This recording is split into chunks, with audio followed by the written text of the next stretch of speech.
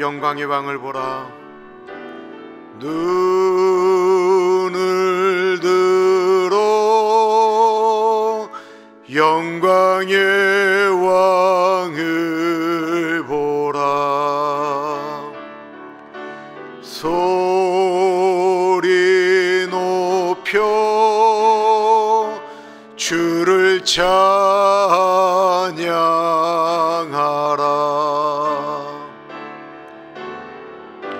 사랑해요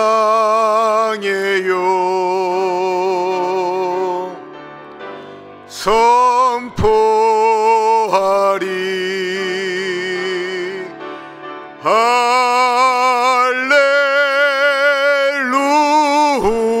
할렐루야. 주 송축해. 우리의 눈을 들어 영광의 왕을 봅니다. 눈을 들어 영광의 왕을 보라. 소리 높여 소리 높여 주를 찬양하라. 사랑해요 사랑해요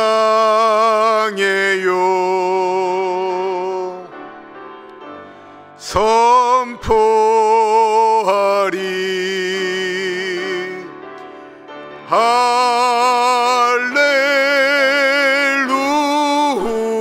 할렐루야. 주 송축해. 사랑해요 선포하리.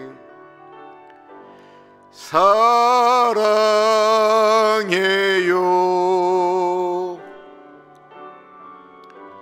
선포하리.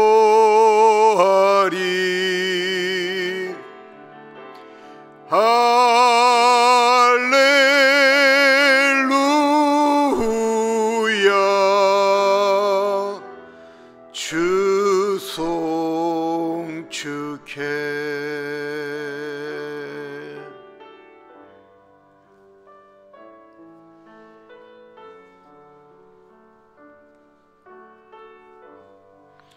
어저께 어느 분이 말씀하시는 내용에 참 감동을 받았습니다.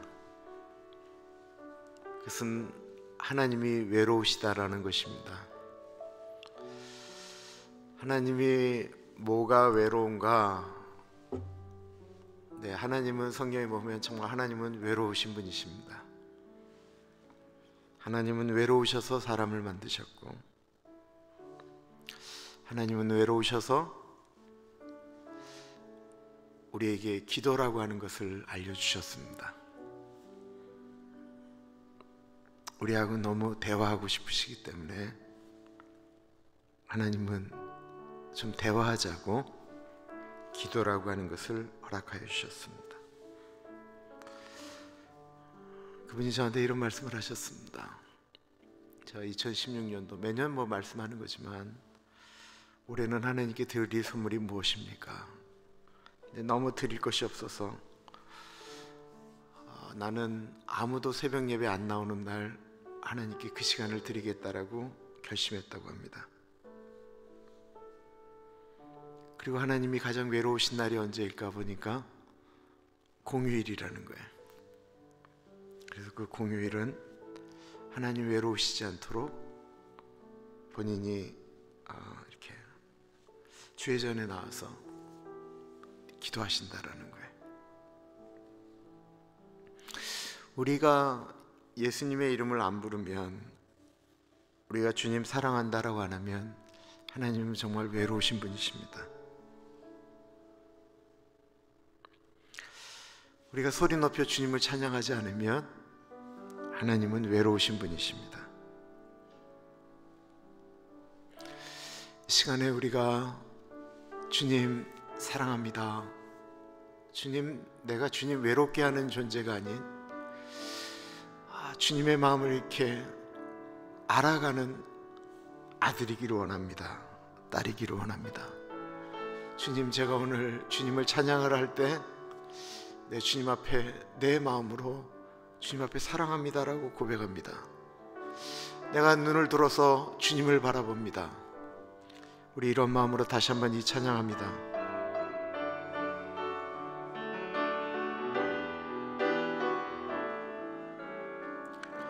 눈을 들어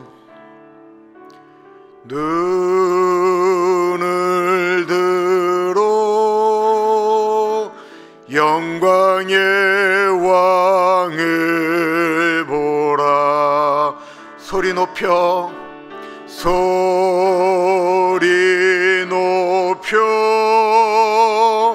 주를 찬양하라.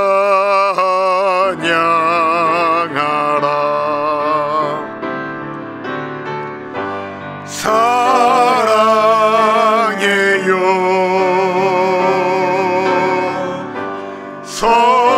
선포하리.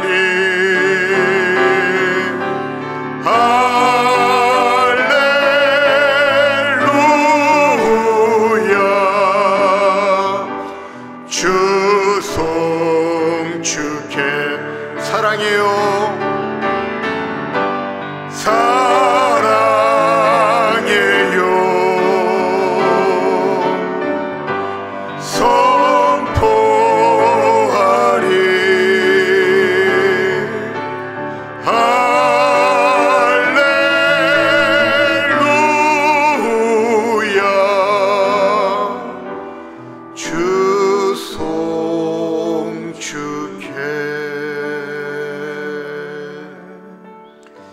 시간에 기도하겠습니다.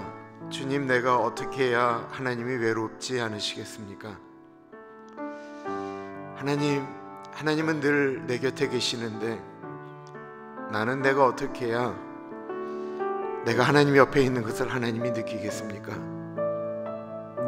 하나님, 내가 주님 사랑합니다. 우리 고백하며 나아가겠습니다.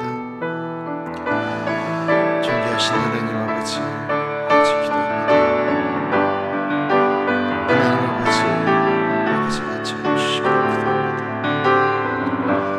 성령 하나님 아버지, 하나님 아버지, 오데라 캐럴 날레스 데레게를 날레스 데레게를 날레스 오데라 캐럴 날레스 데레게를 날레스 데레게를 날레스 데레게를 날레스 데레게를 날레스 오데라게를 날레스 데레게를 날레스 데레게를 날레스 데레게를 날레스 데레게를 날레스 데레게를 날레스 아버지 하나님 아버지 캐럴 날레스 데레게를 날레스 데레게를 아버지를 사랑합니다. 성령 하나님 채워 주시기를 기도합니다. 주님, 이 시간에 주님 안에 들어갑니다. 주의 마음으로 들어갑니다. 주의 성령 안으로 들어갑니다. 데레게를 날레스 데레게를 날레스 데레게를 날레스 데레게를 날레스 아버지가 채워 주십시오. 성령 하나님 인도하여 주옵소서.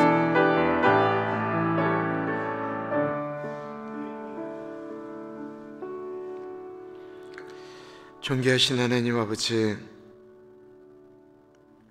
하나님을 사랑한다라고는 고백을 하는데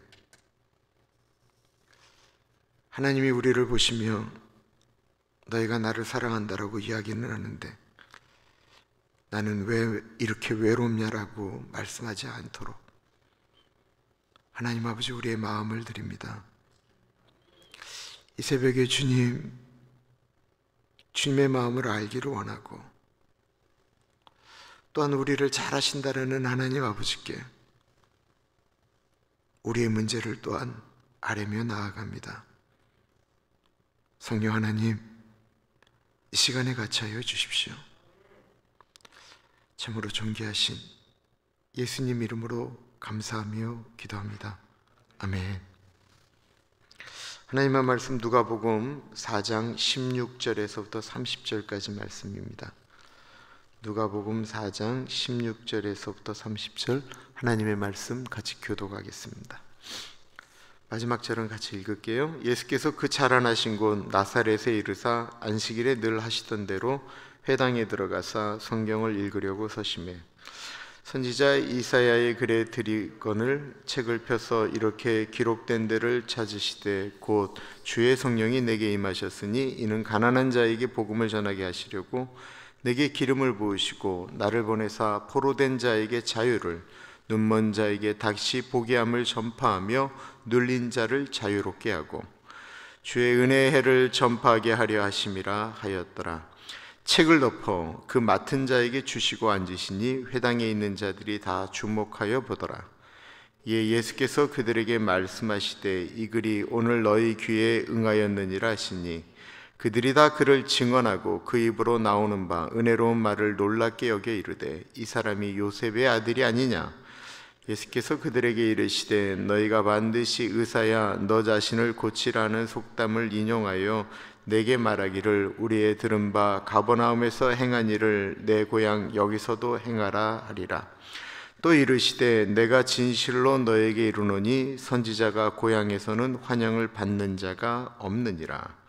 내가 참으로 너에게 이르노니 엘리야 시대에 하늘이 3년 6개월간 닫히어 온 땅에 큰 흉년이 들었을 때에 이스라엘에 많은 과부가 있었을 때 엘리야가 그중 한 사람에게도 보내심을 받지 않고 오직 시돈 땅에 있는 사렙다의 한 과부에게 뿐이었으며 또 선지자 엘리사 때에 이스라엘에 많은 나병 환자가 있었을 때 그중에 한 사람도 깨끗함을 얻지 못하고 오직 수리아 사람 나아만 뿐이었느니라. 회당에 있는 자들이 이것을 듣고 다 크게 화가 나서 일어나 동네 밭으로 쫓아내고 그 동네가 건설된 산 낭떠러지까지 끌고 가서 밀쳐 떨어뜨리고자 하되 예수께서 그들 가운데서 지나서 가시니라. 아멘. 오늘 말씀에 우리가 생각해야 될 단어가 하나 있는데 그는 편견이라는 말과 선입관이라고 하는 말이에요. 편견이라는 말은 다 아시겠지만 한편, 이편, 저편, 내 편, 상대방 편 이렇게 편을 가른다라고 할 때 편이라고 하는 것은 한쪽으로 치우쳤다라는 것을 의미하는 거죠. 그러니까 아예 처음부터 내 생각이 이렇게 한쪽으로 치우쳐져 있는 거예요. 이 사람이 싫다. 왜 싫어? 내가 좋아하는 사람이 저 사람을 싫어해. 그래서 나도 싫은 거예요. 이건 편견이에요. 이스라엘 당시에 수많은 사람들이 편견을 갖고 있었습니다. 그것은 예수님이라고 하는 존재가 메시아가 될 수가 없다라고 하는 거예요. 그들이 갖고 있던 편견은 메시아는 다윗의 자손에게서 나와야 되니까 분명히 저 제사장 그룹이나 어떤 이렇게 고유 좋은 왕족 집안에서만 있을 것이다라고 하는 생각을 갖고 있으니까 예수님이 메시아다라고 얘기하는 것 자체가 말이 안 되는 거예요. 예수님은 왕이 될 수가 없어요. 또 다른 것은 선입관이라고 얘기해요. 선입관이라고 하는 건 내가 지금 말씀드린 건 내가 먼저 선자예요. 내 머릿속에 이미 들어가 있는 생각이 있기 때문에 그 생각이 갖고 있으면 어떤 것들을 이렇게 볼 수가 없는 거죠. 그걸 선입견이라고 그래요. 내가 이렇게 이미 머릿속에 갖고 있는 거예요. 어떤 모습을 딱 보는 순간 내 머릿속에 딱 생각이 딱 들어가 있으면 딱 얼굴을 보는 순간 그래요. 저 사람은 나쁜 사람이야. 왜 나쁜 상관이에요? 내가 저렇게 생긴 사람을 여러 봤는데 그 사람들은 저렇게 생긴 사람은 다 나쁜 사람이야. 이렇게 생각하는 건 머릿속에 이미 그 생각이 들어가 있으면 그런 거예요. 예를 들면 성경에 나와 있는 요한복음에 보면 나다나엘이라고 나오는데 안드레가 와서 이야기를 하죠. 빌립이 와서 내가 메시아를 만났다 그랬더니 나다나엘이 그래요. 아니 나사렛에서 무슨 선한 것이 나오겠느냐라고 얘기를 해요. 그건 무슨 얘기예요? 나사렛 사람들은 다 나쁘다라는 거예요. 나사렛 사람들은 결코 좋다라는 게 아니에요. 그러니까 이 사람이 갖고 있는 건 선입관이에요.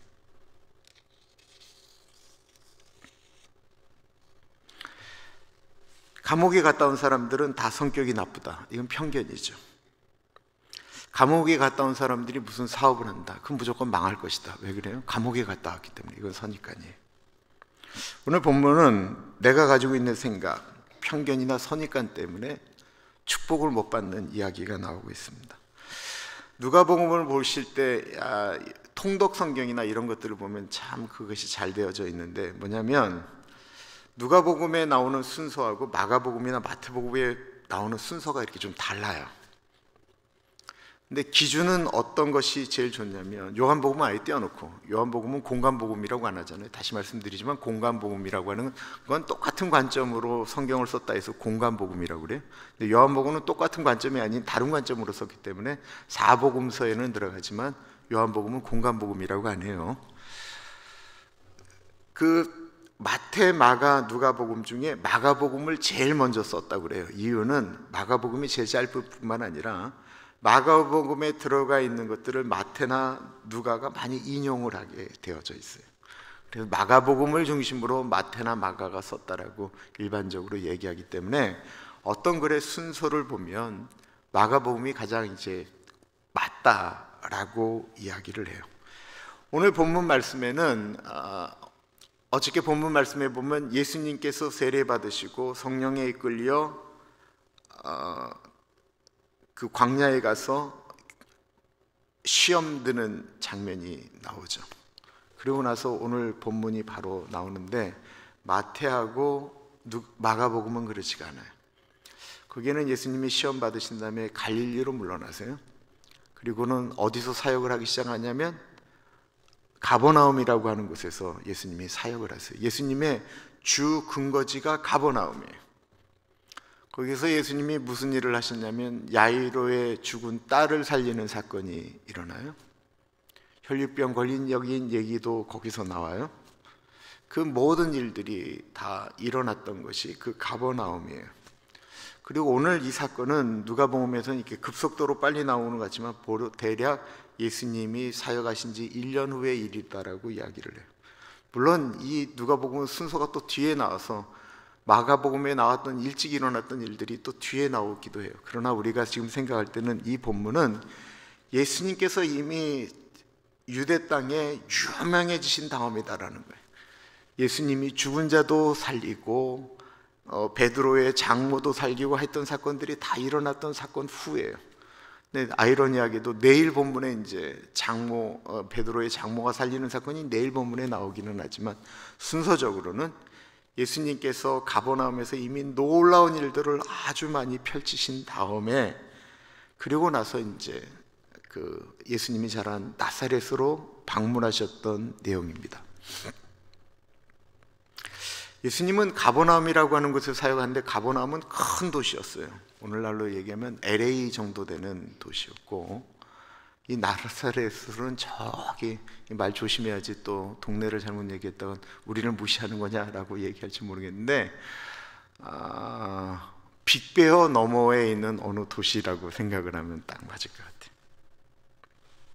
한번 생각을 해보세요. 예수님이 가버나움에서는 그냥 저분이 메시아일지도 모르다가 아니고 메시아였어요.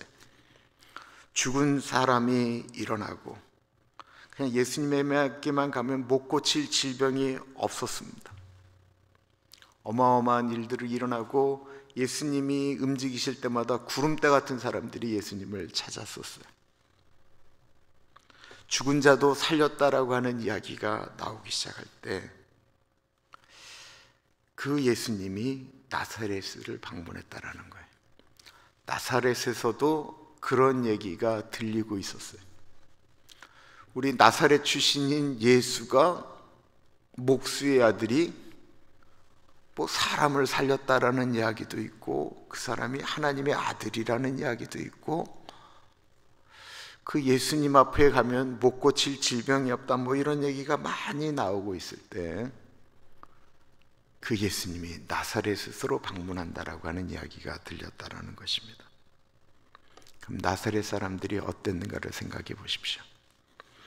예수께서 그 자라나신 곳 나사렛에 이르사 안식일에 늘 하시던 대로 회당에 들어가사 성경을 읽으려고 서시매.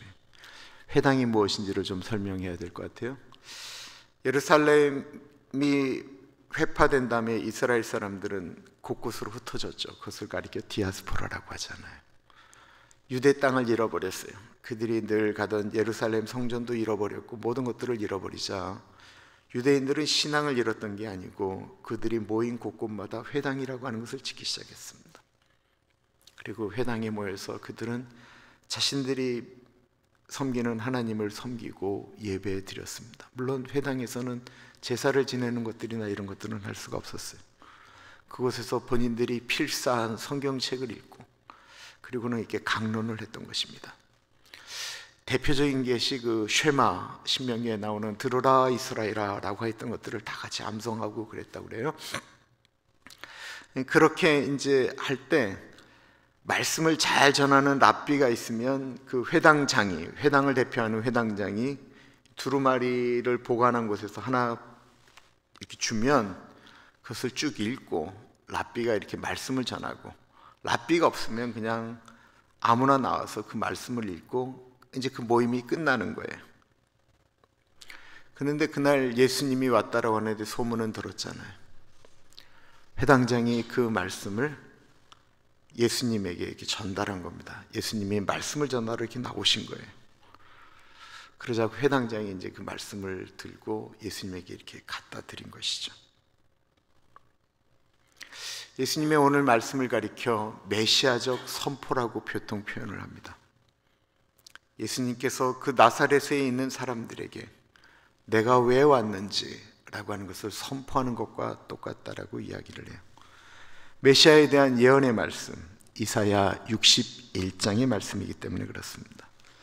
선지자 이사야의 글을 드리거늘 책을 펴서 이렇게 기록한 데를 찾으시고 곧 주의 성령이 내게 임하셨으니 이는 가난한 자에게 복음을 전하게 하시려고 내게 기름을 부으시고 나를 보내사 포로된 자에게 자유를, 눈먼 자에게 다시 보게 함을 전파하며 눌린 자를 자유롭게 하고 주의 은혜의 해를 전파하게 하려 하심이라 하였더라.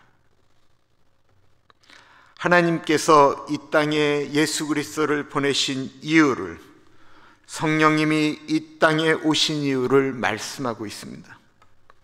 우리에게 오신 이유는 구원의 은혜를 나누어 주시기 위함이다라는 것입니다.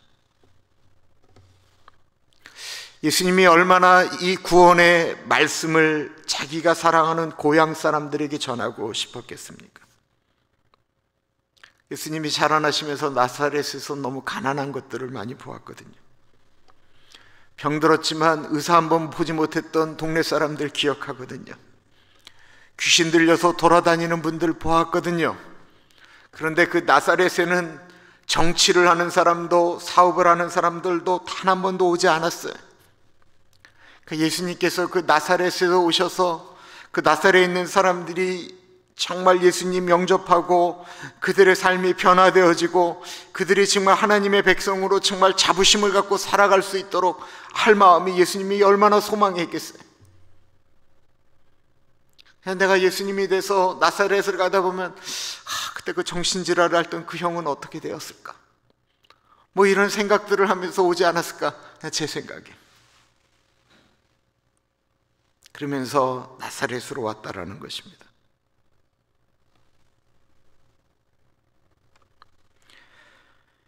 여기 주의 성령이 내게 임하시면 하는 행동들이 나옵니다. 가난한 자에게 복음을 전하고 기름을 부으시고 포로된 자에게 자유를, 눈먼 자에게 다시 보게 함을 선포한다라고 하셨습니다. 우리가 성령 충만하려고 하는데 많은 분들이 성령 충만이 남보다 돋보이려고 한다라는 것입니다.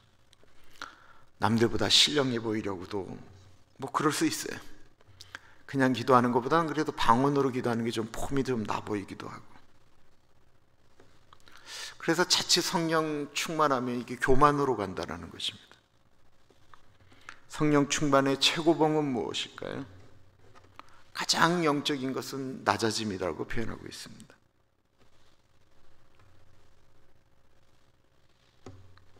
가난한 자에게 복음을 전하기 위해서 더 가난해지고 더 낮아지고, 포로된 자에게 자유를 주기 위하여 그에게 예수 그리스도를 선포하기 위하여 그 자신이 얼마나 아픈 일을 많이 경험하게 됩니까?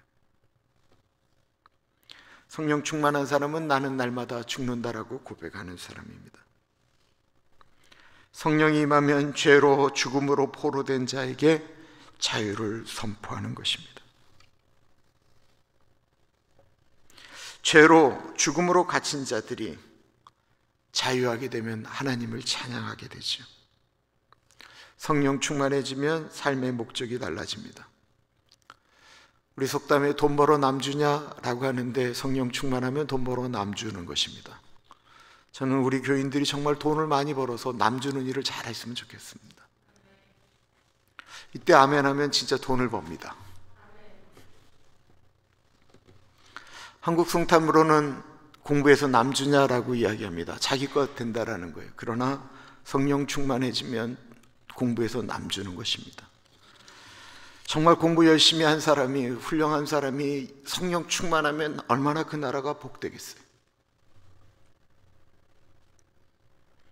그래서 우리가 그런 분들이 너무 바빠서 기도 생활 안 하면 그거 진짜 나쁜 거예요. 공부 잘한 분이 성령 충만하면 하나님이 주시는 지혜를 가지고 다니엘처럼 나라를 다스릴 수 있는 거예요.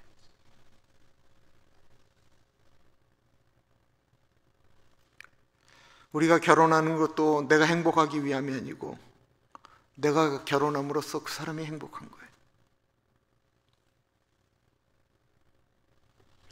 내가 가정을 이룸으로 그 가정에서 일어나는 폭발력은 다른 가정을 섬기는 거예요.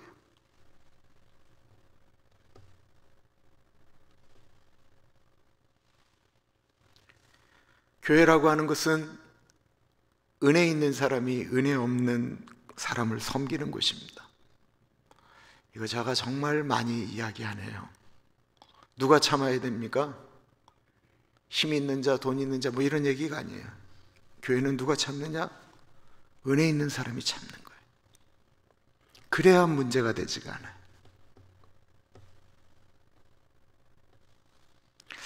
은혜 있는 사람은 세상에 나가서 빛과 소금의 역할을 감당하는 것이고요. 은혜 있는 사람은 다른 사람을 잘 인정해 주는 것입니다. 은혜 있는 사람은 편견을 갖는 게 아니에요. 은혜 있는 사람은 사람을 그냥 사람으로 바라봐 주는 것입니다. 그런데 예수님의 고향 사람들이 그러지 못했다라는 것입니다. 22절 23절이에요. 그들이 다 그를 증언하고 그 입으로 나오는 바 은혜로운 말을 놀랍게 여겨 이르되 이 사람이 요셉의 아들이 아니냐. 예수께서 그들에게 이르시되 너희가 반드시 의사야 너 자신을 고치라는 속담을 인용하여 내게 말하기를 우리가 들은 바 가버나움에서 행한 일을 내 고향 여기서도 행하라 하리라. 그러니까 이미 이 사람들이 가버나움에서 했다는 일들을 이제 다 들었다라는 거죠. 나사렛 사람들은 자신들의 생각에 사로잡혀 있었어요. 쭉 앉아서 예수님이 이사야 말씀을 전하는데 그들의 생각 가운데 저 무식한 요셉의 아들이, 이제 과부된 마리아의 아들이, 정규교육도 제대로 못 받았던 사람이 좀 무슨 소문이 나는데 뭐 말씀은 좀 제대로 전하나?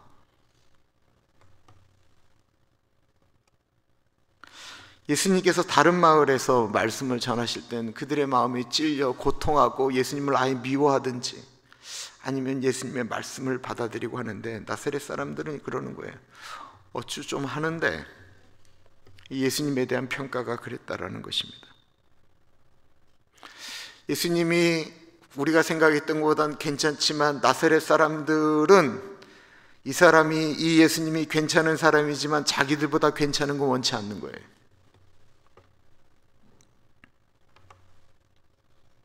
의원아 너를 고치라라고 하는 말이 무슨 말이에요? 의원이 자기도 병들었는데 다른 사람을 고치고 하는 그것이 틀렸다라는 거예요. 의원아 너는 네 병부터 고치고 나서 딴 사람 병 고쳐라 라고 하는 말을 하듯이, 네가 이 나사렛 동네 여기에 있는 사람들부터 고치고 가버나움이고 어디고 고쳐야지, 먼저 우리 이 나사렛에서 사람들 병을 고치면 내가 그러면 우리가 너 인정해 줄게 라고 이야기했다라는 것입니다. 즉 나사렛 사람들 보기에 예수님은 여전히 목수의 아들이고 여전히 배고파하고 힘들어하던 요셉의 아들이 맞는데 네가 선지자냐? 네가 하나님의 아들이냐? 그러면 여기에 와서 우리들을 한번 고쳐봐라.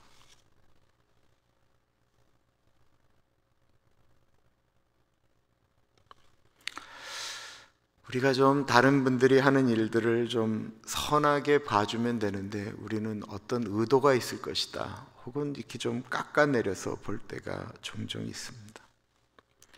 예수님께서 메시아적 선포를 할 때 가난하고 눌리고 붙잡히고 눈먼 자들이 회복될 것이다 라고 이야기할 때 나사렛 사람들이 그렇습니다. 예수님 우리를 잘 아시지 않습니까? 우리가 얼마나 가난한 줄 아시지 않습니까? 우리가 얼마나 병들었는 줄 알지 않으십니까?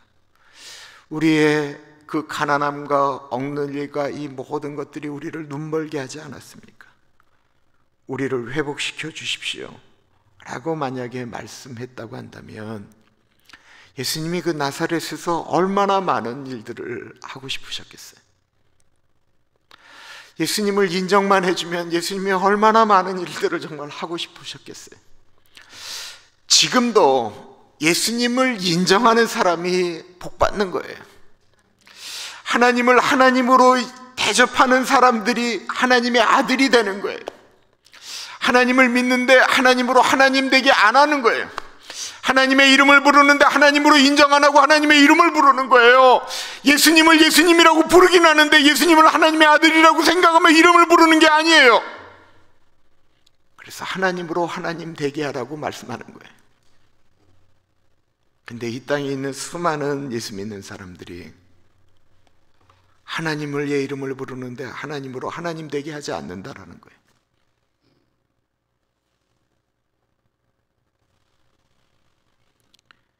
이들이 가지고 있는 그런 선입관과 편견 때문에 그들은 어떠한 축복도 받지를 못했습니다. 물론 마가복음에는 예수님께서 조용히 몇 사람은 고치셨다라고 나오기는 해요. 근데 나사렛에서는 다른 지역에서 행하셨던 일들을 행하지를 못하셨습니다. 왜냐하면 여러분 예수님의 사역을 가만히 보시면요, 예수님의 신적 능력을 인정하는 분들에게만 예수님은 일하시기 시작하셨어요.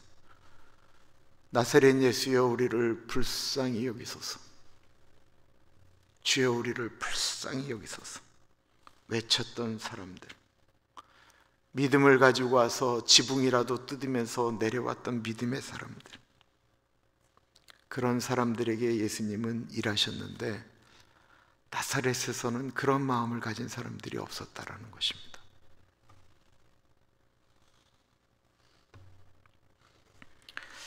신앙적인 그런 편견도 우리를 하나님에게서 멀어지게 만듭니다.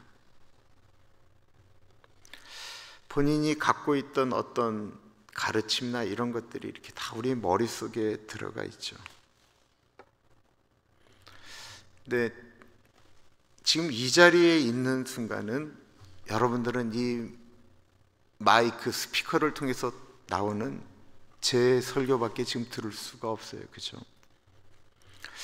여러분들이 어디서 신앙생활할 때 순복음, 장로교, 감리교, 침례교 뭐 어떤 곳이든 간에 기본적으로 오래 신앙생활을 하다가 보면 갖고 있는 이런 틀이나 이런 편견이나 선입관 같은 것이 있을 수가 있습니다. 근데 그것을 가지고 설교를 듣기 시작하다 보면 설교를 판단하게 됩니다. 그리고 설교에 대해서 가위질을 자꾸만 하게 돼요. 그러면 참 어려워요. 저는 늘 큐티 설교하잖아요. 제가 큐티 하면서 은혜 받은 거, 그리고 나서 이것이 우리 교인들에게 전달되어질 때는 자에게는 맞지만 교인에게 안 맞는 것들은 빼고 서로 이렇게 맞춰가면서 제가 이렇게 말씀을 준비하거든요. 근데 내가 전에 모셨던 목사님은 그렇게 해석하지 않았다라고 자꾸만 생각하는 게 은혜 받는데 얼마나 어려움이 되겠어요. 물론 내가 틀리게 전하는데도 무조건 믿으라는 게 아니에요. 이게 좀 조심하지만 교인들은 목사를 사랑해야 돼요. 목사도 교인을 사랑해야 돼요. 이게 굉장히 중요한 얘기예요. 목사를 사랑하지 않는 교인은 그 교회에서 은혜 받기가 어려워요. 그러니까 내가 내 자신을 위해서 사랑하라는 거지 목사를 위해서 사랑하라는 게 아니에요. 내가 그 목사를 사랑해야 설교를 들을 때도 그게 은혜가 되는 거예요. 그러지 않으면 참 어려워요.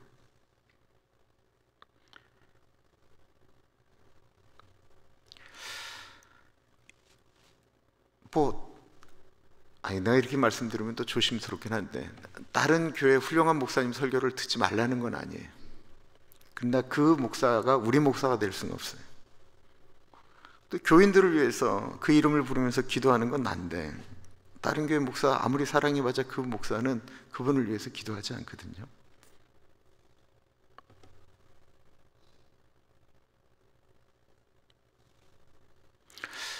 우리가 섬겨야 될 사람들도 가까이 있는 사람들입니다. 우리가 만나야 되는 사람들을 섬겨야 됩니다. 그리고 우리가 바꿔놓겠다고 해서 절대로 바뀌어지지가 않습니다. 저희 집사람이 저를 바꿔놓으려고 아주 수십 년 동안 애쓰고 노력했는데 제가 안 바뀌어요. 우리 다 알잖아요. 사람 잘 안 바뀌어요. 안 바뀌는 것 때문에 고통하는 것보다는 그냥 인정해 주는 게 차라리 나아요. 은혜 받은 사람의 표는 인정해 주는 것입니다. 나사렛 사람들은 그런 은혜가 없었습니다. 은혜가 없으니까 예수님을 인정하지도 않았고 받을 복도 차버리고 말았던 것입니다.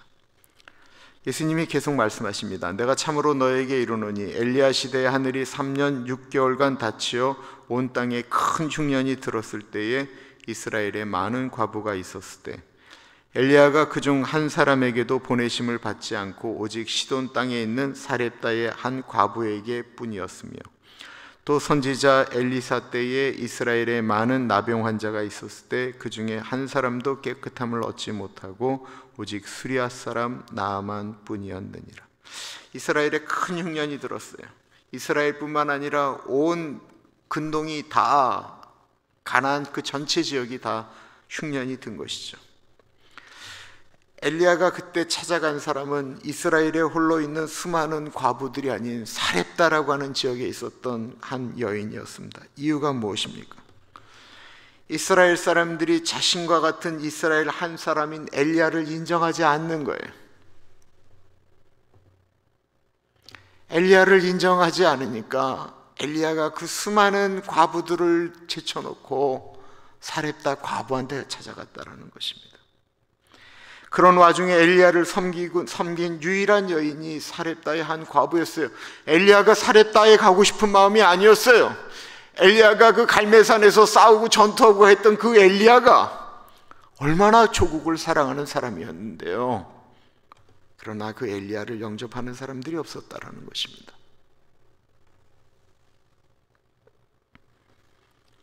그래서 엘리야가 일으켰던 기적이 무엇입니까? 그 여인에게 떨어지지 않을 정도로 계속 기적을 일으켜서 그 여인이 기름을 받아서 그 어려움을 이겨나갈 수 있도록 했다라는 것입니다. 두 번째가 엘리야의 제자 엘리사 때 이야기를 하고 있습니다. 문둥병에 걸린 우리가 잘 아는 나아만 장군 이야기입니다. 당시 이스라엘에는 수많은 문둥병자들이 있었죠. 예수님 사역에 수많은 문둥병자들에 대한 이야기가 얼마나 많이 나와요. 이스라엘에 많은 문둥병자가 있었다라는 거예요. 그러나 그 문둥병자 어느 누구 하나 엘리사를 찾아오지 않았는데 엘리사 너나 나나 똑같다라는 거예요. 뭐 엘리사를 찾아가겠어? 그때 저 멀리 수리아에 있는 나아만 장군이 엘리사를 찾아옵니다. 근데 엘리사가 만나주지도 않는 거예요.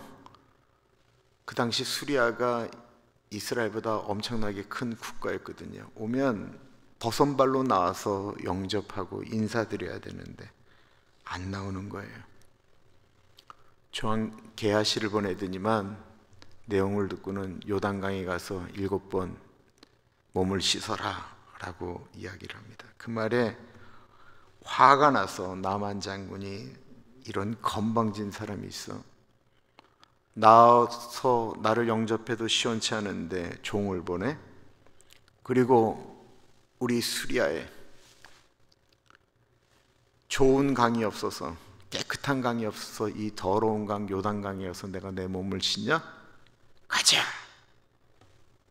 그때 따라온 종이 이렇게 얘기하죠.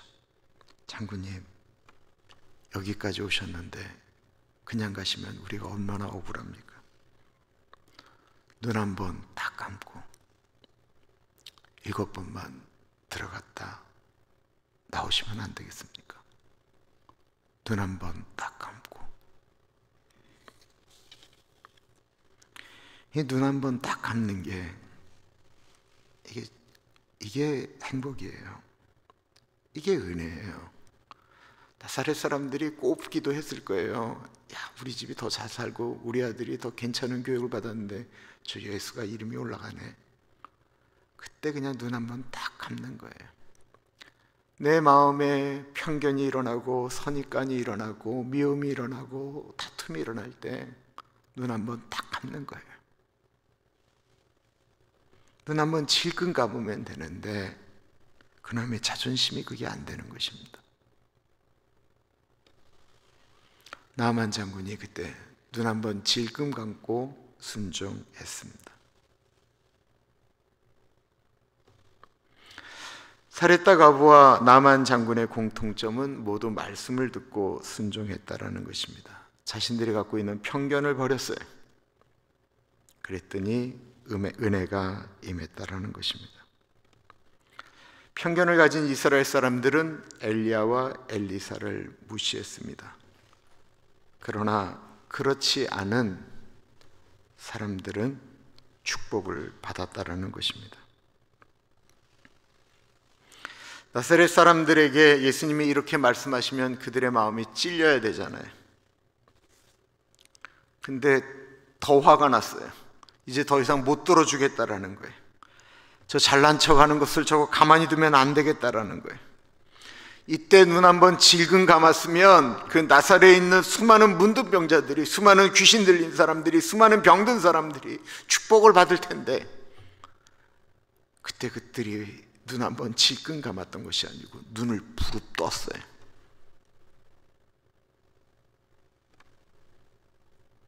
그리고는 예수님을 회당에서 내몰았습니다. 과격한 사람들은 예수님을 내몬 정도가 아니에요. 예수님을 밀쳐서 낭떠러지까지 끌고 가서는 떨어뜨려 죽이려고 했다라는 것입니다. 그때 예수님께서 처음으로 나사렛에서 기적을 일으키세요. 그 기적은 자신을 밀치는 사람들 사이를 유유히 이렇게 빠져나가시는 거예요. 사람들이 예수님을 아무리 밀려고 그래도 예수님이 이렇게 이상하게 비껴서 거기를 빠져나갔어요. 이것이 예수님께서 나사렛 사람들에게 보여주신 기적이었습니다.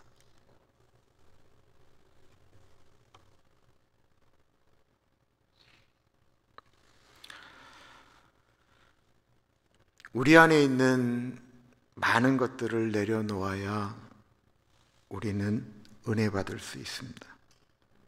예배 드릴 때는요, 내가 은혜 받겠다라고 하는 마음으로 와야 돼. 물론 그렇게 오지 않아도 주님이 은혜 주시기도 해요. 저희 교회 요즘 9시 30분 되면 교인들이 그래도 좀 많이 와서 예배 기도하시잖아요.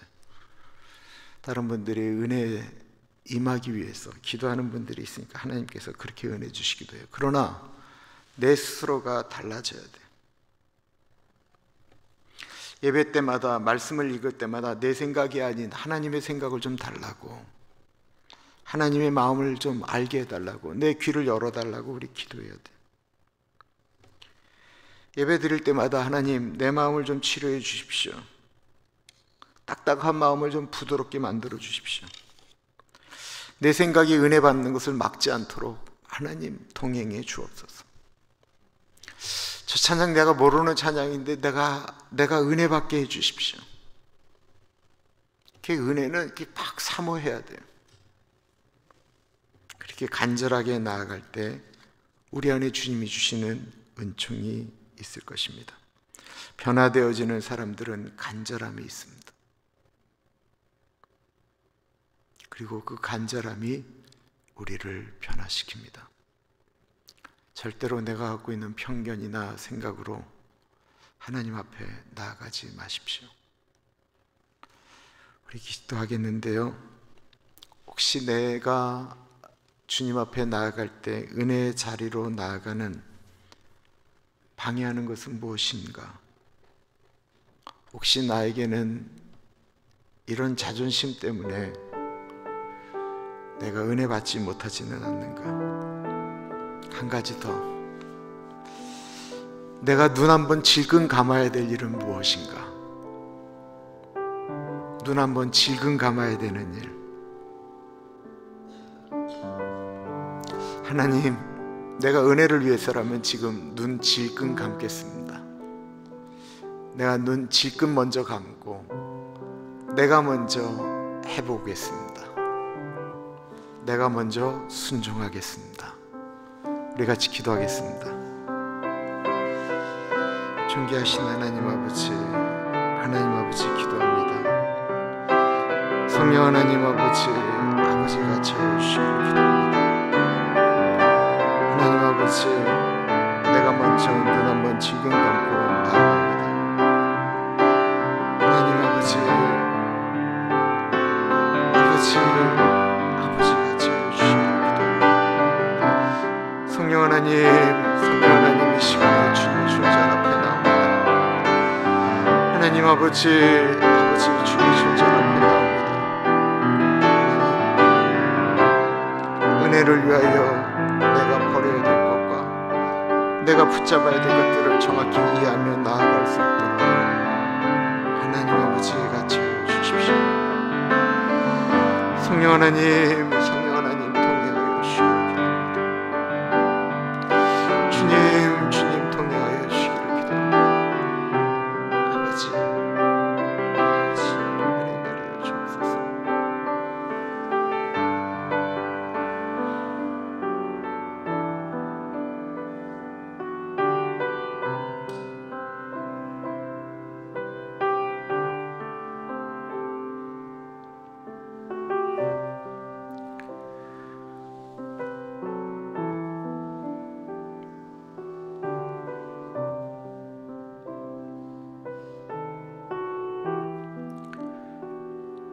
우리 오렌지 가나안 장로교회 2022년도를 위해서 기도하겠는데요, 두렵고 떨림으로 너희 구원을 이루라. 감사하게도 이 표가 우리 교우들의 마음 가운데 이렇게 많이들 이렇게 머릿속에 각인되어지는 것 같아요. 그래서 전도부도 전도부 나름대로, 또 어떤 구역은 구역 나름대로 성경 읽기와 또한 구원론에 대해서 서로 고민하며 기도하기 시작했습니다. 우리 오렌지 가나안 장로교회를 위해서 기도하겠는데, 우리 가나안 장로교회가 산타나에서 하나님 구원의 횃불을 높이 드는 교회가 되게 하여 주십시오. 새로 구성되는 당회원들과 우리 안수 집사님들 모임 가운데 하나님 같이 하여 주십시오. 섬기는 모든 분들 가운데 하나님 같이 하여 주십시오. 우리 같이 기도하겠습니다. 존귀하신 하나님 아버지 기도합니다. 하나님 아버지, 우리 가나안 장로교회를 위하여 기도합니다. 가나안 장로교회가 주님의 은혜 가운데 들어가기를 기도합니다. 하나님 아버지, 구원의 빛을 선포하는 교회가 되어지기를 기도합니다. 하나님 아버지, 구원의 빛을 선포하는 교회가 되어지기를 기도합니다. 하나님 아버지, 그런 교회가 되어지기를 간절히 기도합니다. 아버지 같이 하여 주시고 동행하여 주옵소서. 하나님 아버지, 부서마다 하나님 같이 하여 주시고, 새로 구성되어지는 당회 가운데 같이 하여 주시기를 기도합니다. 아버지, 그럴 수 있도록 하나님 인도하여 주시고 동행하여 주옵소서. 하나님 아버지, 우리 교회가 구원의 방주의 역할을 잘 감당할 수 있도록 인도하여 주시기를 기도합니다. 안수 집사들 모임 가운데 같이 하여 주시기를 기도합니다. 아버지, 우리가 그런 것들을 잘 감당할 수 있도록 하나님 은혜 나려 주시고 동행하여 주옵소서. 아버지 같이하여 주옵소서. 하나님 같이하여 주시기를 기도합니다. 주님 인도하여 주옵소서.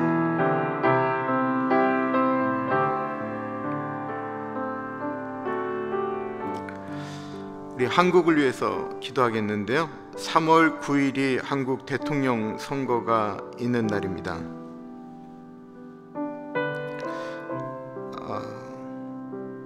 한국의 대통령은 사법부의 수장인 대법원장을 임명할 수 있는 임명 권한을 갖고 있습니다. 저는 누구를 뽑자라고 이야기하는 것이 아닙니다. 그런데 한국 분들처럼 정치에 대해서 수많이 얘기하고 말하는 민족도 아마 흔치 않을 거예요. 너무 놀랍게도 이야기는 많이 하는데 기도는 잘 안 한다는 것입니다. 우리가 대통령을 위해서 기도해야 되는 이유는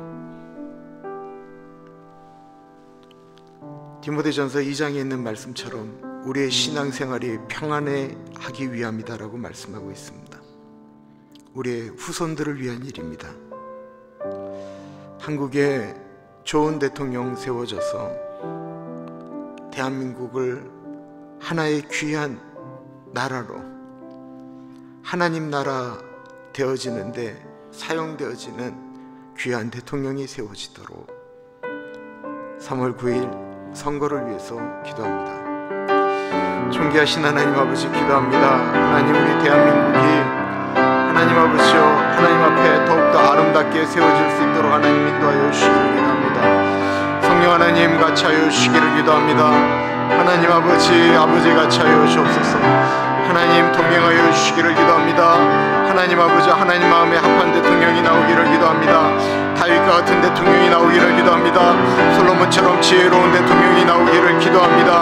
하나님 아버지, 요셉 한 사람 때문에 가나안에 있었던 수많은 사람들이 애굽 사람들이 축복받았던 것처럼 이번에 세워지는 대통령을 통해서 하나님 아버지, 우리 대한민국에 수많은 사람들이 아버지 복받는 귀한 놀라운 은혜가 있을 수 있도록 하나님 인도하여 주옵소서. 하나님 아버지, 아버지 같이 하여 주시기를 기도합니다. 성령 하나님 같이 하여 주옵소서. 하나님 아버지 인도하여 주옵소서. 아버지 같이 하여 주옵소서.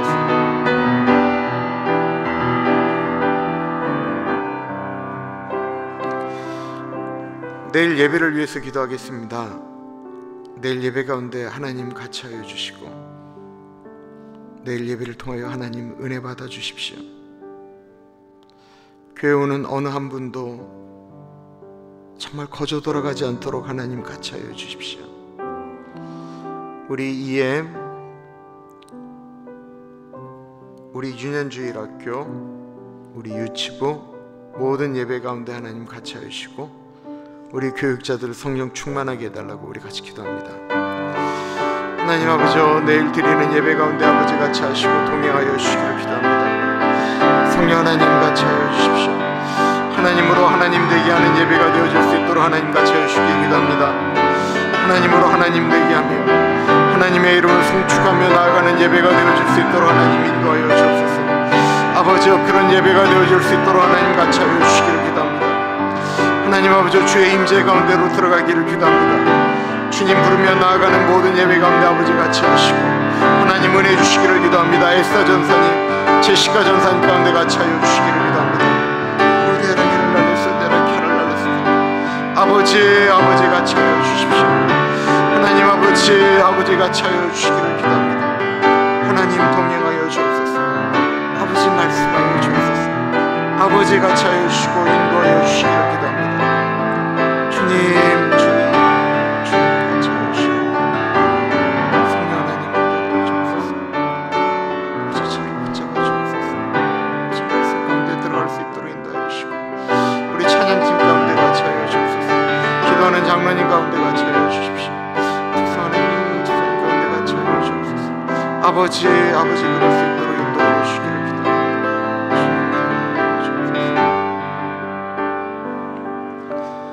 우리 가나안 장로교를 예수님의 보혈로 덮는 기도 우리 한 사람 한 사람을 주님의 보혈로 덮는 기도, 이 전을 주님의 보혈로 덮는 기도, 주의 은혜로 덮는 기도를 하겠는데, 이거는 우리 좀 소리를 내서 주님 이곳에 좌정하시고 이곳에 오는 사람마다 주의 은혜 가운데로 들어가게 하시고 주의 보혈이 강물처럼 흘러가는 교회가 되게 해달라고 소리를 내서 기도합니다. 존귀하신 하나님 아버지, 기도합니다. 하나님, 우리 교회를 예수님의 보혈로 덮습니다. 주님의 보혈로 덮습니다. 주님의 은혜로 덮습니다. 성령 하나님, 성령 충만하게 하여 주옵소서.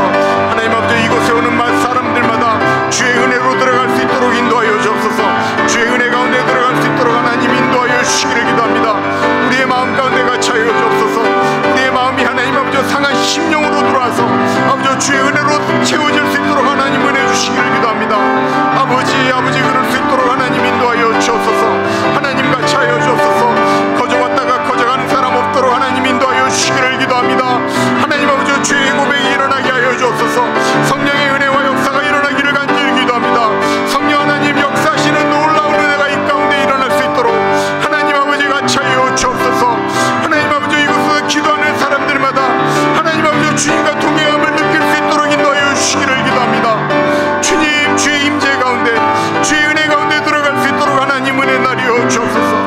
아버지 같이 하여 주시기를 기도합니다. 주님, 우리의 마음이 주님 앞으로 나아가기를 기도합니다. 주님 동행하여 주옵소서. 오 하나님 같이 하여 주옵소서.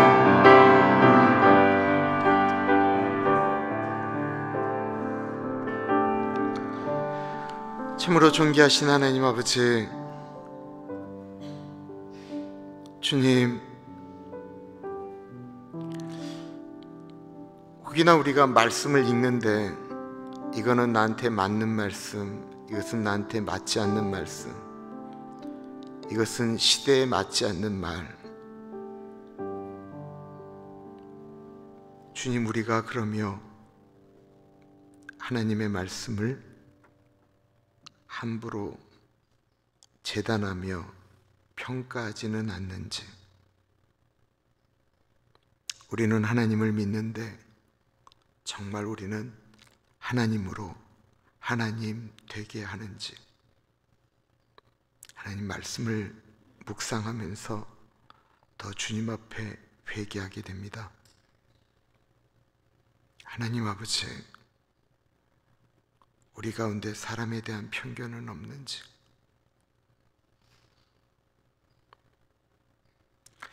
존귀하신 하나님 아버지, 우리의 마음이 사렙다 과부와 나아만 장군과 같을 수 있도록 우리의 마음을 낮춰주십시오. 눈 한 번 질끈 감아야 될 자존심을 내려놓아야 될 때 주님, 눈 한 번 감을 수 있는 은혜도 좀 주옵소서. 하나님 아버지, 그게 참 안 돼서 분란이 일어날 때가 너무 많습니다. 하나님 아버지, 사도 바울이 왜 날마다 죽노라 고백했는지 주님, 우리도 주님, 나는 십자가 앞에 죽습니다 고백하며 살게 하여 주옵소서. 지금은 우리 주 예수 그리스도의 은혜와 우리를 너무나도 사랑하셔서 하나밖에 없는 아들을 넉넉하게 보내주신 하나님 아버지 그 크신 사랑하심과 성령 하나님 감화 감동 역사 충만 교통하심의 놀라운 은혜가 하나님 아버지의 말씀을 붙들고 하나님 다 내려놓고 주의 말씀으로 주의 눈으로 바라보겠습니다 고백하는 사랑하는 주의 백성들 머리 위에 지금으로부터 영원토록 같이 하시길 간절히 축원하옵나이다. 아멘.